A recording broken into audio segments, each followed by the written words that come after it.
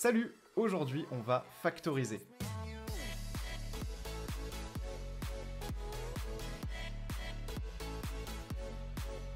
Voici l'énoncé, factoriser l'expression suivante. Grand A est égal à 4x moins 5tx plus 3x. Alors je te laisse y réfléchir et surtout trouver le facteur commun. C'est pas forcément évident au début parce que c'est un petit peu perturbant là comme expression. Donc je te laisse y réfléchir et juste après on se retrouvera avec Nicolas pour la correction de l'exercice.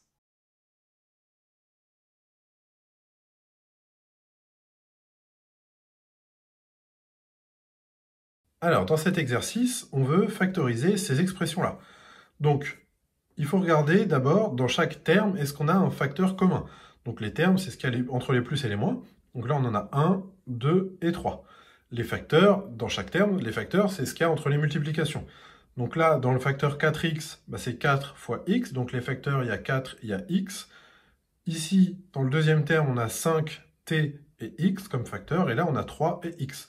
Bon, on l'a dit à chaque fois, hein, celui qui est en commun, c'est x.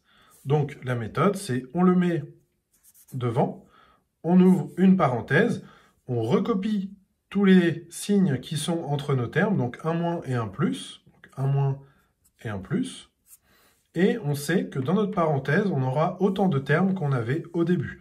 Donc 3 termes au début, 3 termes dans la parenthèse, séparés par les mêmes signes. Et maintenant, on va voir qu'est-ce qu'on met dans les termes de la parenthèse. On va mettre tout ce qui reste une fois qu'on a enlevé x. Donc là, 4x, une fois que j'enlève x, il reste 4. 5tx, une fois que j'enlève x, il reste, voilà, on le voit, 5t. Et 3x, une fois que j'enlève x, il reste juste 3. Maintenant, on voit que dans la parenthèse, on peut regrouper, ce qui nous fait x facteur. Donc on a le moins 5t, celui-là, il va être tout seul, on ne peut rien en faire. Mais on a 4 plus 3. Donc on peut avoir 7 moins 5t. Alors petite précision, le regroupement du 4 et du 3, on aurait pu le faire au début, ça n'aurait pas changé grand chose. Là ce qui était intéressant c'était la factorisation, pas vraiment la simplification.